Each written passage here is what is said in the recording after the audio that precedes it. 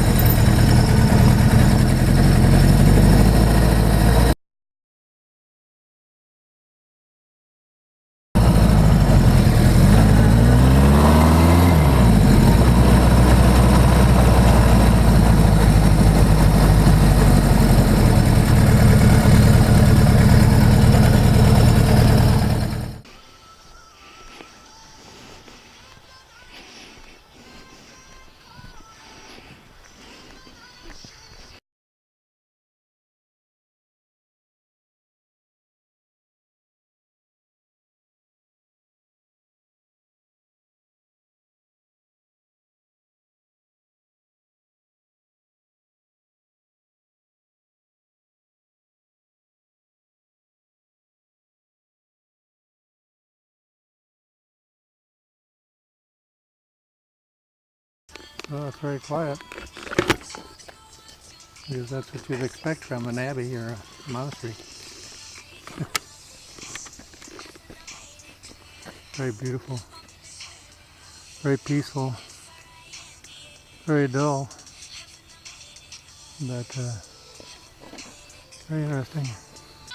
How are you doing today? Very good. Well, it's a little warm, but nevertheless, it's good though. It's all good. Good. Have you been here before? Do you come up here a lot? Well, I've been here before, but I was taking a little ride out. I rode out to Silverton, and I was going to go out to Malala, but I got a little warm, so I going to head back home. I live in Wilsonville. Oh, okay. Oh, okay. So it's still way a little ways. Yeah, that's cool. Well, are you attending here? Or? Yeah, I'm a student here. You're a student, okay. Yeah, oh, cool. We're about to start. The new students will be coming this week, and then all the students will be coming the week after, I think. So this will be a 4-year program? Yes. Well, it depends. It's different. Not that simple. It's not like a college, is it? Or is it like a college?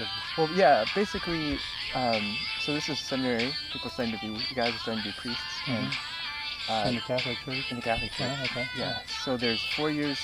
The first 4 years is philosophy, and then 4 more years is theology. Oh. So it's kind of like a graduate, or it's like undergrad and grad. So kind of like undergraduate philosophy 4 years and graduate school 4 years. I never knew how that works. Yeah. And then there's 1 year. So the formation is 9 years. If you just do like the first 4, then you're still not eligible. You're still not.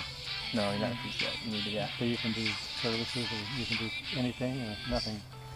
No, you're not there yet. You're not there. So so you have to go through the steps of 4 years and the 4 years. Yeah. And there's 1 more year in between theology 2 and 3, which is. I have my camera on there, in mine. I'm Bill. Bill, I'm Andy. Andy, hi Andy. Yeah. So 8 years. I do GoPros and stuff, and of my trips, and I put them on the YouTube. Oh yeah. That's pretty cool. What is that? These are. But yeah, anyway, the formation, so a total of 9 years, 4 philosophy, 4 theology, and 1 year where you go, it's like an internship, it's called a pastoral year. So you go to a church and spend a year there. But also, so it's different though, because some people enter here with a bachelor's degree. So a lot of people don't come right after high school. So that's the program that would be at right after high school. But if you have a bachelor's degree, you take 2 years of philosophy and then go into theology right away. So it'd be more like so you get 7 some years. credit for the... Yeah, you get some credit for having your bachelor's degree. And then you get ordained after the 4 years, but a year before that you get ordained a deacon. So before you're a priest, you're always ordained a deacon the year before. So then you get assigned a particular place that needs someone. Right. When you're ordained a priest, so we have guys here from all over the West Coast. The bishop sends them to different seminaries. And so the guys here are from California, Oregon, Washington, Hawaii, Alaska, Montana, Nevada, New Mexico, Arizona. So different bishops send their guys here. After they're done, they get ordained back home, and then the bishop assigns them to whatever parish he needs to be at. And that's the process. Yeah, I've been doing a lot of just more of interest because GoPros. I mean, GoPro is. I mean, not GoPro. YouTube has got so many learning sites there. You can learn anything. So I've been doing just a lot of learning. I've always been interested in the development of the religion. You know, from the Jews, the Old Testament, the New Testament, and I've never been able to quite all figure out how that all kind of worked together until several months ago when I started to kind of see how it's all comes together. How one is the before Christ, it's kind of the development of a monotheistic religion, and then to the coming of Christ, Jesus, and the New Testament. And that's just so interesting, fascinating stuff. Oh yeah. Yeah. So yeah, it's what an interesting subject to get into.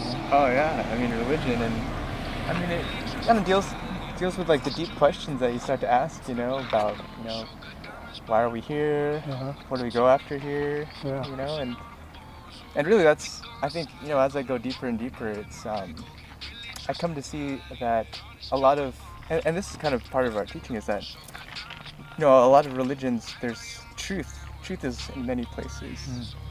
But someone's religion is where they find the fullness of that truth. That's the, and so where do you find that? And in the end, like for me, it's when we look at Jesus, who we believe is God, which is like, and I think one of the questions that I've asked is like, what love is? Because so many people like to ask that question, like, what is love and what is love? So in Christianity, what's put forth is there's no love greater than this, than to lay down your life for those you love, your friends. And so the height of Christianity is that love, the highest kind of love is that. And that's, and a lot of people do that, and a lot of people, but the religion I feel that clearly puts that forth with no questions is that one. Like a humble love to the point where God would become human and say that this is love, and then do it. And that is who is the creator of the universe. That is the fabric of our universe, is that kind of love. It's intense. Yeah, that's pretty amazing, yeah. Yeah, and so for me, like, that's the truth that I see, is like, the truth about love, I fail to see that clearly in that, the fullness of that truth embodied. I see a lot of truth, and that's what the church recognizes truth in all religions, but a fullness of truth, like the clearness of that teaching, for me, and that's why in a lot of Christian church or Catholic churches there's a crucifix, Jesus giving his life up on the cross. And so for anybody else who's feeling that call or that suffering and is called to figure that out, or why, what does this mean, what does suffering mean, there is like a deep mystery and a deep answer there. And and it's still, for me, it's still a mystery and still really deep, but it's yeah, that's pretty interesting stuff. Yeah. So what is your view like for Islam, where you have a prophet Muhammad, who's got word from God, and he's got such a exact detail of everything that you must do, of everything in life you have to adhere to. Yeah. It just seems to be so authoritarian and I'm not sure if you call it authoritarian or almost oppressive. There's no freedom. Yeah, I can't speak too much about Islam because I don't know it well enough, but I studied, comparative religions, and so the common ground we have there is the monotheistic. We believe in the God of Abraham. So the Jewish people, Christianity, and Islam, we all believe in a monotheistic God, the God of Abraham. But the Jews believe in the God of Abraham, Isaac, and Jacob, and we believe in the God of Abraham, Isaac, Jacob, and then God incarnate, who's Jesus Christ. Okay. The Islamic people don't believe in the incarnate. What are these little prayer? Right. So just a message for each one of them. Yeah. There's something written on. I see there's something written on each one of them. Yeah. So there's a little verse or something on each of them. So there was a tradition started. So in every Catholic church, there's these 14. They call them stations. Okay. If you go to the church, you usually see them kind of on the walls. Oh, okay. So I'm not a Catholic, so that's yeah. So, but if not you a very religious person, except for my interest in religion. In religion, yeah. But if you ever go into a church and it's a Catholic church, that'll be something. You'll see 14 stations, and they're called the Stations of the Cross. Okay. And so they're images of Jesus when he was carrying his cross up to his crucifixion. And I think the tradition started in Jerusalem, called the Via Dolorosa, or the Way of the Cross. And pilgrims would go there and they would try to walk the steps of Jesus on the cross. And so eventually they developed 14 stations. That would be one of the things I'd love to do, is to visit Israel and Jerusalem. That would be one. The Holy Land. Yeah, we'd love to go there. It's intense.